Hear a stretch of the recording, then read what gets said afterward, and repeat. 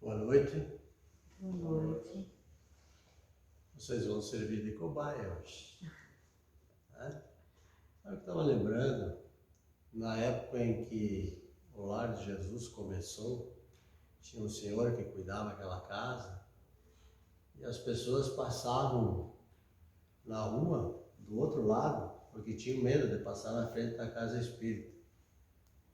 E alguém perguntou para ele o que queria fazer lá todos os sábados, que não tinha ninguém, que não ia ninguém, e ele dizia: eu vou lá e vou fazer o evangelho para aqueles que estão lá. Mas não tem ninguém? Sim, tem os espíritos que estão lá, precisam de ouvir, né? Nós estamos aqui hoje para fazer isso também. Nós somos trabalhadores da casa de Deus, da casa de Jesus, né? Somos trabalhadores da última hora.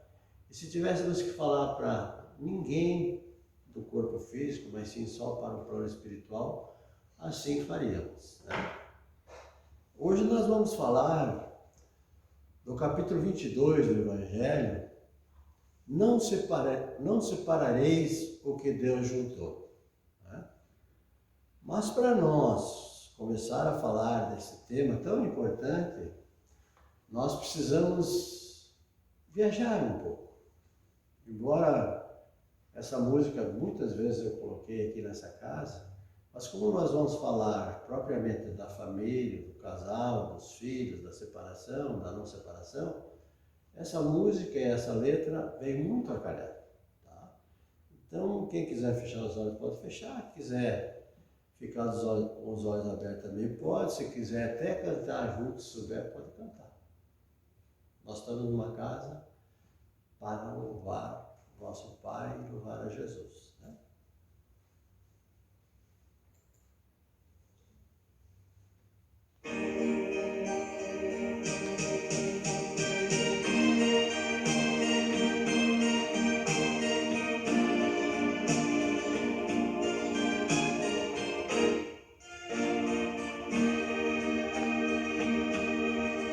Que nenhuma família comece em qualquer de repente.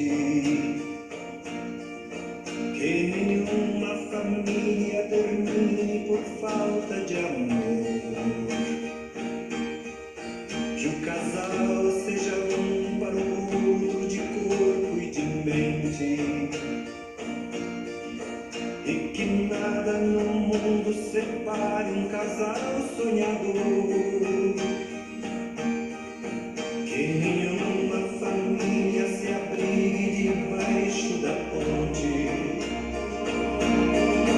Que ninguém interfira no lar e na vida dos dois.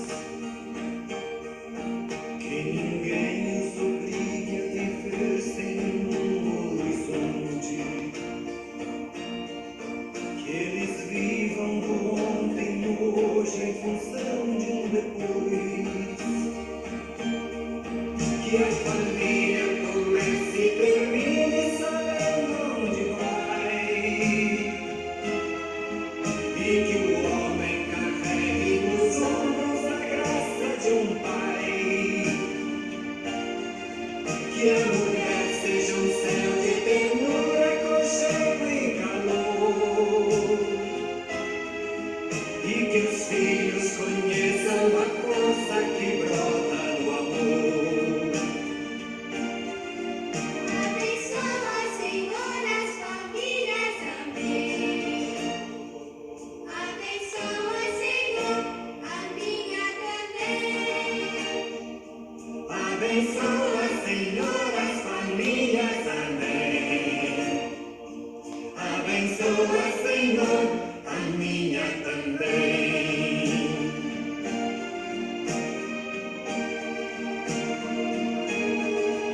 Que marido e mulher tenham força de amar sem medida. Que ninguém vá dormir sem pedir ou sem dar seu perdão. Que as crianças aprendam no colo o sentido da vida. Que a família celebre a partilha do abraço e do pão. Que marido e mulher não se traiam nem traiam seus filhos. Que o ciúme não mate a certeza do amor entre os dois. Que no seu firmamento a estrela que tem maior brilho seja firme esperança de um céu aqui mesmo e depois. Que a família comece e termine sabendo onde vai. E que o homem carregue nos ombros a graça de um pai. Que a mulher seja um céu de ternura, aconchego e calor. E que os filhos conheçam a força que brota do amor. Abençoa, Senhor, as famílias, amém. Abençoa, Senhor, a minha também. Abençoa, Senhor, as famílias, amém. Abençoa, Senhor, a minha também.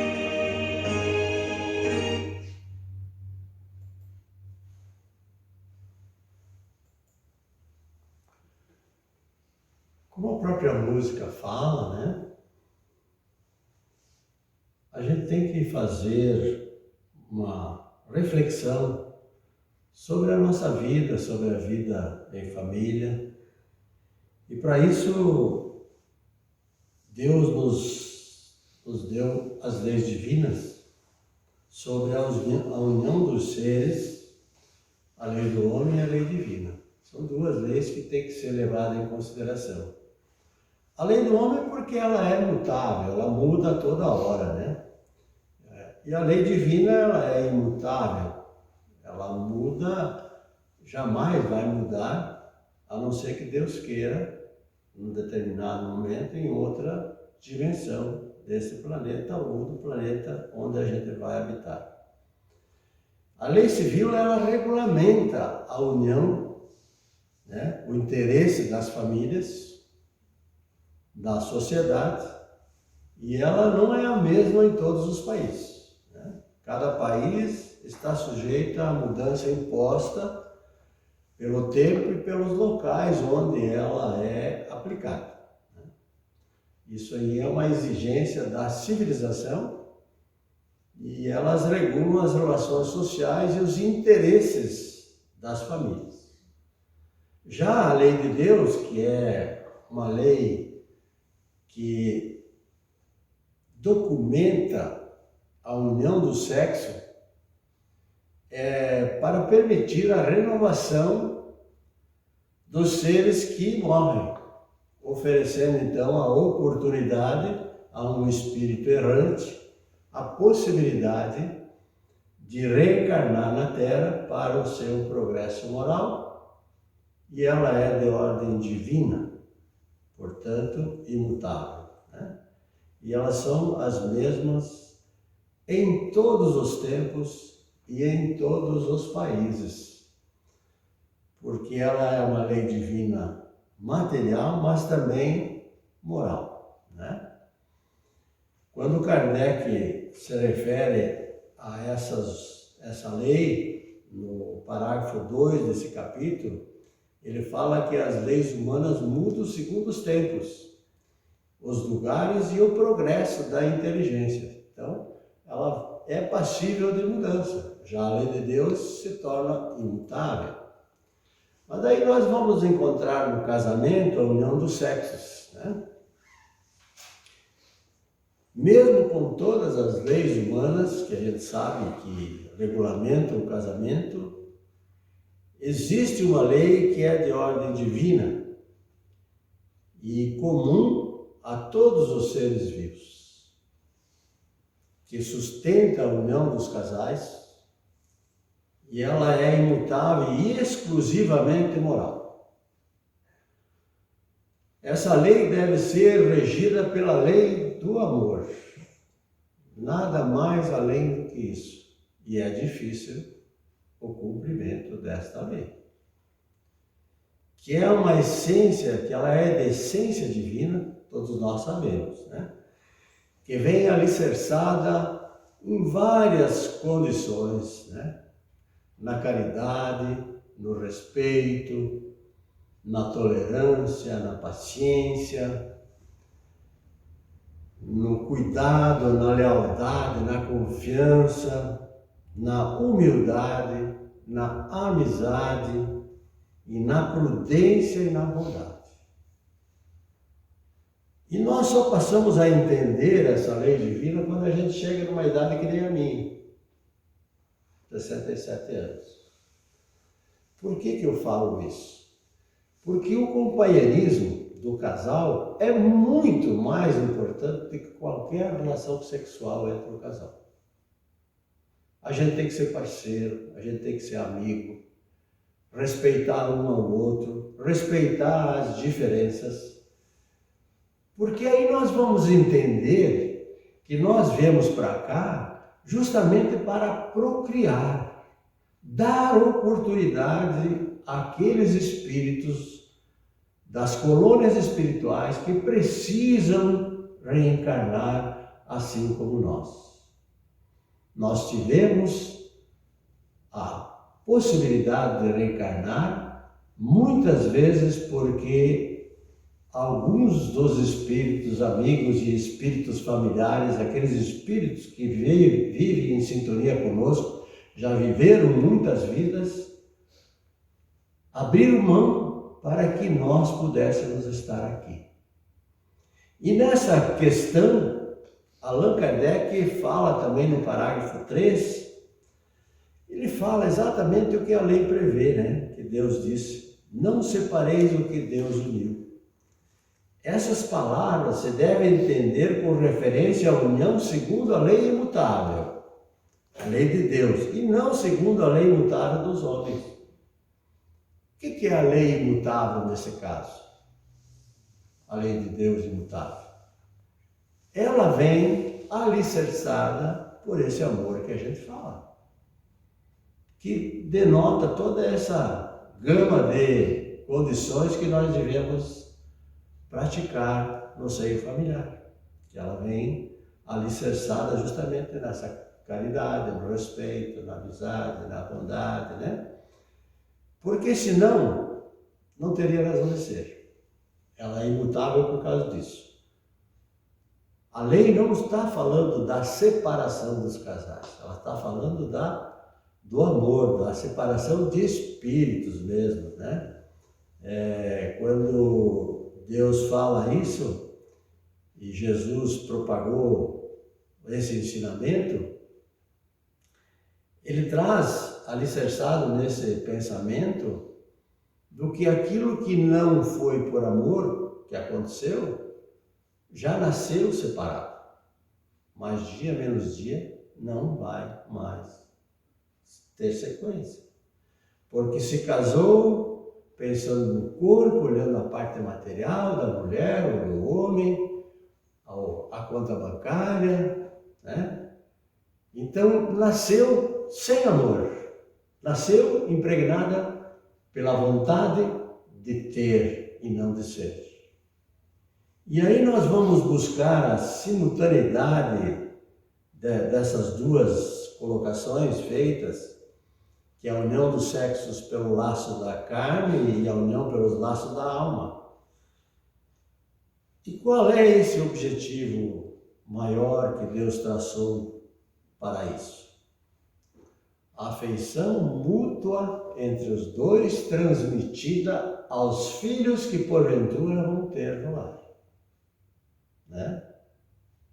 E quando eu falo filhos que vão ter no lar, eu falo também daqueles filhos que não vingaram. Por que eu falo isso? Porque por algum motivo, homem e mulher, aquele casal tinha que passar por essa situação da perda ou do não vigor do filho que deveria nascer, ou se nasceu e já nasceu morto ou desencarnou. Por que isso? Porque foi dada uma oportunidade a esse espírito pelos pais para ele estar completando algo da sua reencarnação. Um tempo que faltou numa outra encarnação. Esse é um ponto. E o outro ponto é pagamento de imperfeições, de atos cometidos em outras encarnações, abortos provocados, e que agora vem para sentir a dor da perda para reparar o seu passado. E tudo isso nós pedimos no plano espiritual antes de virmos para cá. E aí já são dois a amar e a cuidar desses rebentos, né? Que maravilha, né? Quis Deus que os seres se unissem não só pelos laços da carne, mas também pelo da alma, a fim de que a afeição mútua dos esposos se lhe transmitisse aos filhos. Nós já sabemos que os nossos filhos, Ronaldo e a sua esposa e a filha, né? Estão aí? Nós sabemos que os nossos filhos são desafetos do passado, assim como nós, filhos dos nossos pais, somos desafetos do passado. Uns vêm para aprender, outros vêm para ensinar. E como a gente ama essas crianças, né? Pai e mãe amam bastante, né? Que bom, né?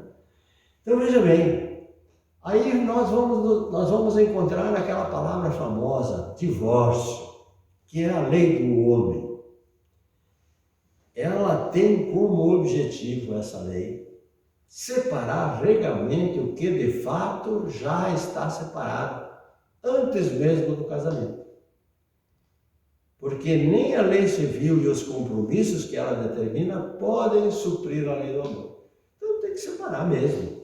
Não há necessidade de continuar uma encarnação sofrendo, prejudicando, agravando ainda mais a encarnação de cada um dos dois. Então, o ideal é não separar, mas desde que não há amor mútuo, não há por que ficar junto, né? Deixa para uma próxima encarnação, quem sabe, né? Ou seja, na aplicação desse caso, não se levou em conta a lei divina. A lei divina foi esquecida, aquilo que eu falei no começo. Olhou o seu corpo, a materialidade, a conta bancária, né? E se esqueceu do verdadeiro sentido da união daquele casal, que é o amor, né? E ela só é aplicada mesmo nos casos em que não se levou em conta essa lei divina. Nós já sabemos, já estamos comentando sobre isso. Jesus, na lei civil, também mostra com clareza que nem mesmo ele consagrou a separação absoluta do casamento. Quando disse aos fariseus no Evangelho de Mateus, capítulo 19, versículo 3 a 9, é devido à dureza dos vossos corações que Moisés vos permitiu repudiar vossas mulheres. E continuou, mas isso não aconteceu desde o início. Isso é, no início da humanidade, quando os homens não estavam pervertidos pelo egoísmo e pelo orgulho e viviam segundo as leis de Deus. Naquele passado lá, de Moisés. As uniões baseadas na simpatia e não na vaidade e na ambição não davam motivo para o repúdio de um pelo outro. No repúdio, Jesus vai mais longe ainda. Ele explica o caso em que o repúdio pode ocorrer. No caso de adultério, mas na união onde há lei de amor e quando existe afeição mútua e sincera, não há adultério. Por que trair? Se traímos, é porque o nosso casamento não está de acordo com a lei do amor. Então não há há necessidade da traição. Jesus já pregava isso. Antigamente, as mulheres que cometiam adultério eram apedrejadas. Nós vemos nos evangelhos de Jesus, né? E vendo a necessidade de abolir esse costume bárbaro da época, Jesus substituiu essa punição pela proibição do casamento com a adúltera. Lembra daquela passagem? Considerando desonroso. Mas qualquer lei civil, né? Como qualquer lei civil, essa também sofreu a prova do tempo. Também se modificou. E por que é que naquele tempo se agia dessa forma? Justamente porque o povo não entendia muito sobre as leis de Deus, né? Hoje já se entende de que a relação sexual, ela é única e exclusivamente para a procriação. A satisfação que muitas vezes a gente tem, casal, homem, mulher, na juventude, é perfeitamente compreensível, né? Estamos naquela fase de conhecimento e tudo, mas quando a gente vai amadurecendo, nós vamos percebendo que essa união de homem e mulher se dá justamente para a procriação, para dar oportunidade a esses espíritos que precisam estar aqui como nós. E se ela não acontece com amor, fatalmente não vingará. Kardec fala também no parágrafo 5 desse capítulo: era de certo modo uma lei civil substituída por outra lei civil, mas que, como todas as leis dessa natureza, tinha de passar pela prova do tempo. Então, lá atrás já se previa essas coisas. E por que o divórcio, então? Justamente porque o casal ignora o período do namoro e do noivado. Época para os companheiros conhecerem as qualidades e defeitos uns dos outros. Eles não o fazem. Estão mais interessados naquilo que eu falei antes, na materialidade. Então, após a união ser oficializada, eles se descobrem e adotam uma postura de indiferença, de irresponsabilidade pelos rumos da união. Muitos saem feridos no orgulho e na vaidade, contrariados e melindrados diante da expressão infeliz do outro. Dessa forma, interrompem o casamento sem tentar reatar a união por meio do diálogo fraterno ou a ação conciliatória. Por quê? Está aí a chaga da humanidade, que nós todos sabemos, essas duas palavrinhas, né, Norberto? Orgulho e egoísmo. Enquanto nós não conseguirmos eliminar o nosso orgulho, a nossa vaidade, o nosso egoísmo, achando que tudo que temos é nosso, e nos abstendo de quando somos chamados a ajudar os outros, não ajudar, e sim pensarmos só em nós vamos ter que vir muitas vezes para cá, reencarnar muitas vezes justamente para modificar essa trajetória, que não é a correta. No lar, o homem e a mulher devem sim vivenciar o amor de forma como Jesus Cristo ensinou e exemplificou. Como eu falei no começo, saber diferenciar as coisas, saber respeitar as diferenças. No lar, essa célula mãe do progresso moral da humanidade, berço da evolução espiritual do ser, devem ser desenvolvidos belos atributos do espírito, que já se encontram semeados na intimidade da criatura. Se Deus colocou em nós todos os dons para serem despertos, há necessidade de nós fazermos essa compilação das coisas verdadeiras que Jesus ensinou e exemplificou. O Espírito Miramês comenta na pergunta 939-940 do Livro dos Espíritos: viver junto é tarefa árdua, por estarem os homens em nível de provas e expiações. Quase sempre não estão em sintonia perfeita uns com os outros. E nessa falta de simpatia, vêm os desencontros espirituais.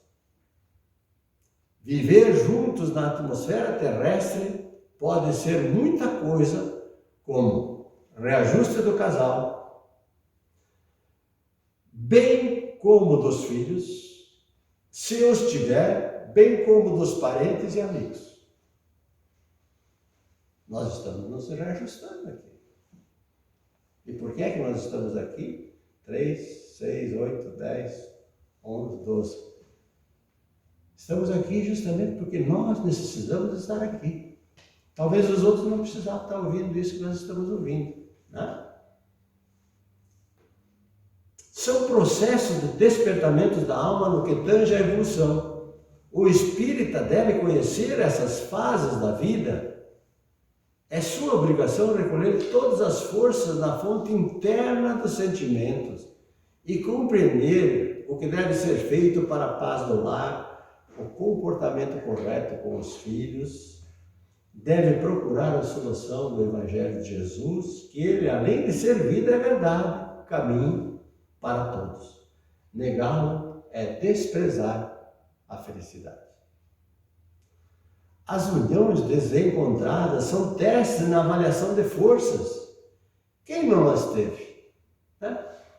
Todos. Casados e não casados.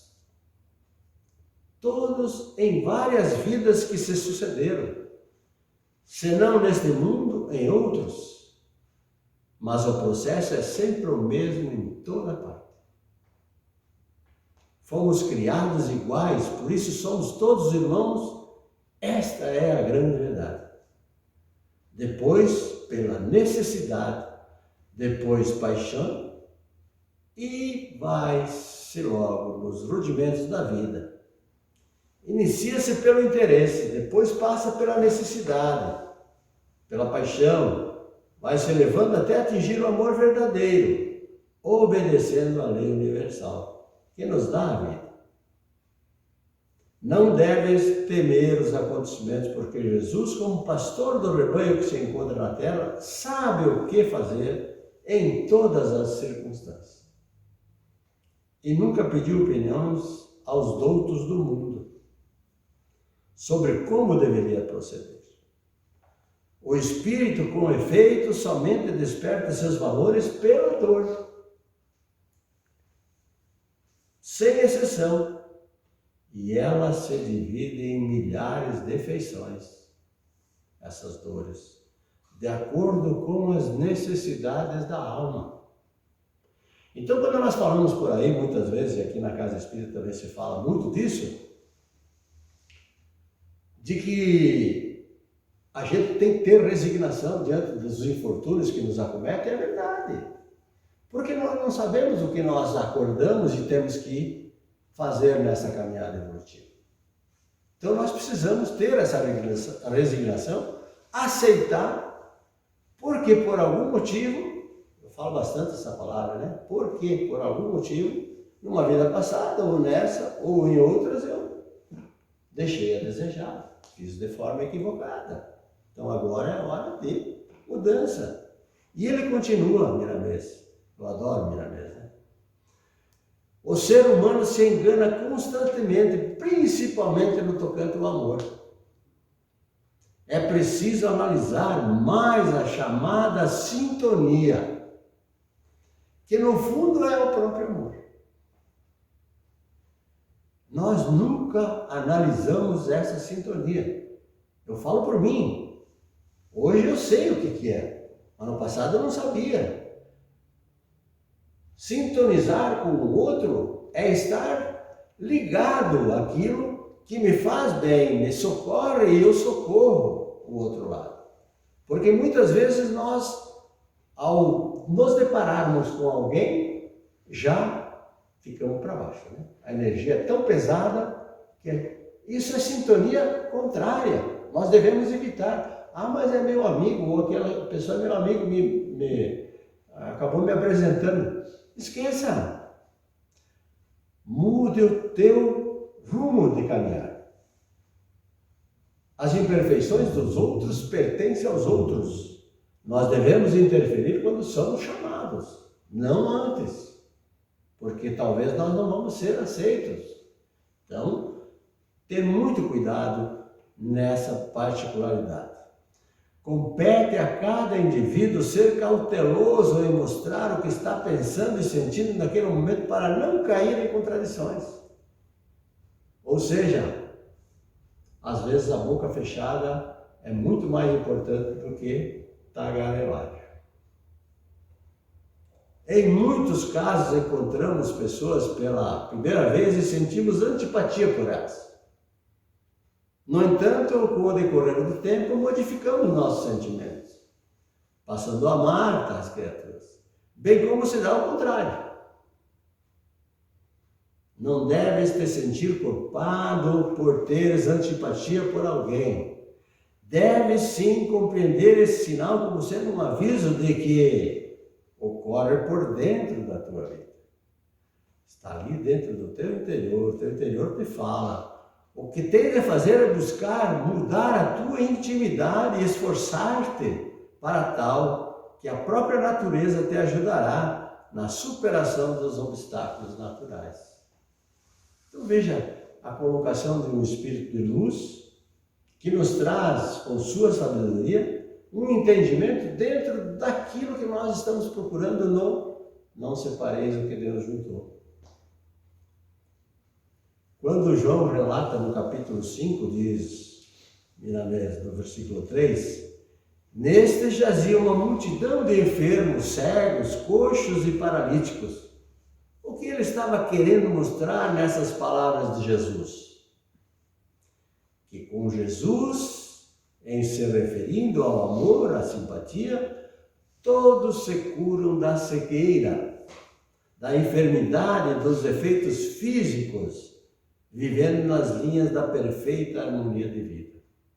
Quando nós estamos em sintonia com Jesus, meus irmãos, nós vamos encontrar nele o suporte necessário para cada um de nós, logo nos rudimentos da vida.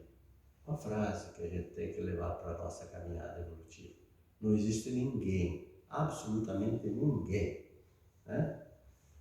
Buscar, sim, a verdade de Jesus, no que tange à sabedoria divina, ao amor que Ele ensinou, aquilo que Ele nos trouxe para a nossa caminhada evolutiva, para encontrar o caminho de volta a um plano mais elevado que talvez nós já tenhamos estados, como é o caso da Capela, que muitos podem ter estado lá e foram retirados porque não se conduziram de acordo com os ensinamentos do Mestre.